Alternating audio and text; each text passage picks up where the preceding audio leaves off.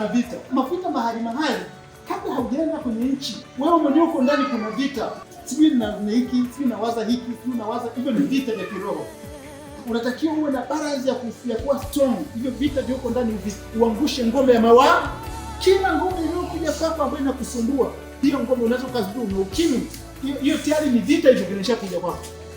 Kila saa roho na mwili na roho na akili inafanyaje? Bwana Yesu sasa. Unaweza ukasikia wewe, Bwana asikiliza. Wewe kuna yule kadada yule anataka kukuloga au kuna jambo liko hivi. Unaposikia kitu chochote na hicho kitu kikaleta tatizo kwako, hivyo ni vita. Bwana asifiwe sana. Sasa wewe kama mtajui vita vikoje, unafikiria ni vita vya Iraki. Ndani yako kuna vita. Na tena ni vingi, kila siku inaongezeka. Ni kweli.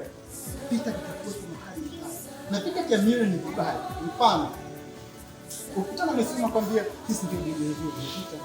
Ukitaka ndio nakwambia usipookoka utaenda mbinguni.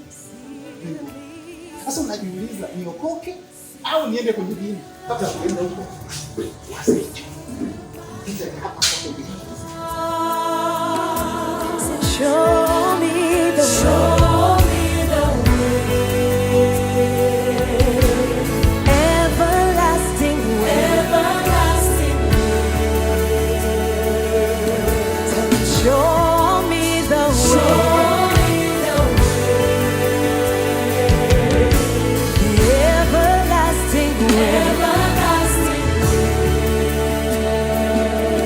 Everybody, have your way in my life. Have your way in my life. Have your way in my life. Have your way in my life.